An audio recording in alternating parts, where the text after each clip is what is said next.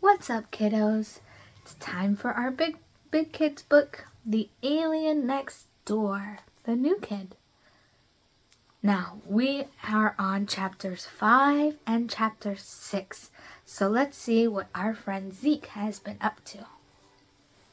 This chapter is called Science Lab. The next day at school, Zeke felt bored. Well, that didn't take long, he thought. I always get so worried about starting a new school, but in this place, everything they do is so simple. If I can't be home, I wish I were back on Charbak. Charbak was the last planet Zeke's family had researched. At least there, kids could do cool stuff like teleport from place to place and control the weather with their minds. It was a very interesting planet. Not like Earth, Zeke thought, as he entered the science lab.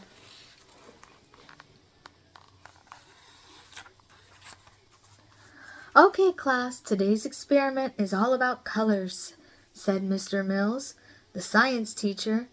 We are going to combine certain colors to create other colors. In front of you are red, green, yellow, and blue solutions. Experiment and see how combining the colors change them into new ones. Zeke combined yellow and blue to make green. He combined blue and red to make purple. Then he mixed red and yellow to make orange. He was the first one in class to finish. Zeke glanced over at Harris and Roxy. They were still combining colors, but Harris was also staring at him. Why does Harris keep staring at me like that? Zeke wondered. Could he actually suspect I'm not from this planet? As the other kids worked with the basic colors, Zeke got an idea. This could be fun, he thought. He combined all the solutions in one glass beaker. Then he grabbed the beaker with both hands. He sent vibrations from his hands to the glass, and the colors inside the beaker started to swirl. A few seconds later, Zeke had created a twirling rainbow right inside his beaker. He glanced toward Roxy and Harris. Roxy saw the rainbow and smiled. Wow, that's so cool. But Harris's eyes opened wide. How did you do that, Zeke? Asked Harris.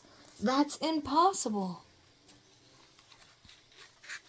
What's impossible? Asked Mr. Mills. He walked over to Zeke's table and saw the rainbow spinning in his beaker. Actually, Harris, it's not impossible, said Mr. Mills. There's a chemical you can add to your colors that will make that happen. Harris frowned. Then Mr. Mills turned to Zeke. However, Zeke, that chemical is not kept in a drawer, that chemical is kept in a drawer labeled "Do Not Open," Mr. Mills explained. I admire your curiosity and inventiveness, but please do not open any drawers without permission. There are some dangerous things in there. Zeke couldn't admit that he didn't use any chemicals. He just used his powers. He stayed quiet. His parents were very clear about revealing his powers to anyone on Earth. Unlike Charbak, Earth has not yet made contact with anyone outside of Earth. His fathers had said on their journey to the new planet, you must never reveal your powers to anyone there. The bell rang, ending science lab. As he left the room, Harris looked at Zeke and shook his head. What if he finds out I'm an alien? Zeke thought. It could ruin my parents' entire mission here. Zeke walked from the lab. This is going to be a long school year, he thought. Chapter 6, Mom and Dad. After school, Harris and Roxy walked home together. You know, I don't think you've been very welcoming to Zeke, said Roxy. Just because he's different from you doesn't mean he isn't nice. I still think he's strange, Harris said. Well, I like him, said Roxy. Is that why you don't like him? I can be friends with both of you, you know. That's not it, said Harris. I've just seen him do some crazy stuff. And all of what you call crazy stuff has a logical explanation, said Roxy. I just think you're looking for reasons not to like Zeke. Roxy turned onto her block. Harris kept walking. He thought about what Roxy had said. Then he shrugged it off. That evening at dinner, Harris's parents asked him about Zeke. How is that new boy doing? Asked his mom. I hope you are trying to make friends with him, added his dad. I don't know, said Harris. He does all kinds of strange stuff. He even balanced on his fingertips like the aliens in that movie, Dad. Harris, come on, said his dad. You're too old to not know the real difference between movies and real life. No, Dad, it's real, Harris insisted. I'm telling you the truth. Remember how much trouble you had making friends when you started at Jefferson until you met Roxy? Asked his mom. I hope that you would be extra nice to the new kid who are trying to fit in. But Mom, I'm sure that if you take the time to get to know Zeke, you'll discover that he's just a normal kid like you, Mom said.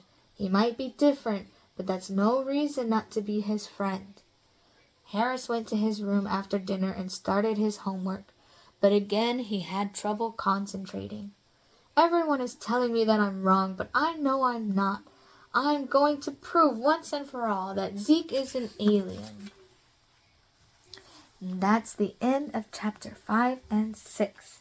Oh man, things are heating up now. I wonder what Harris is going to do and if Harris and Zeke could ever be friends.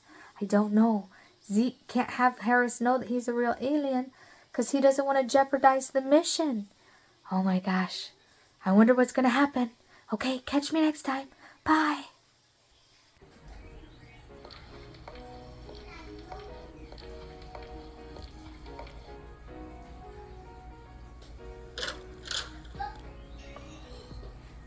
Five, four, three, two, one.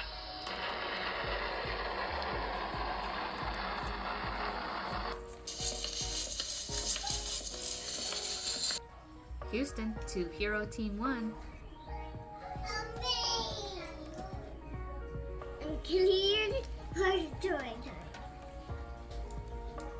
I'm cleared her story time.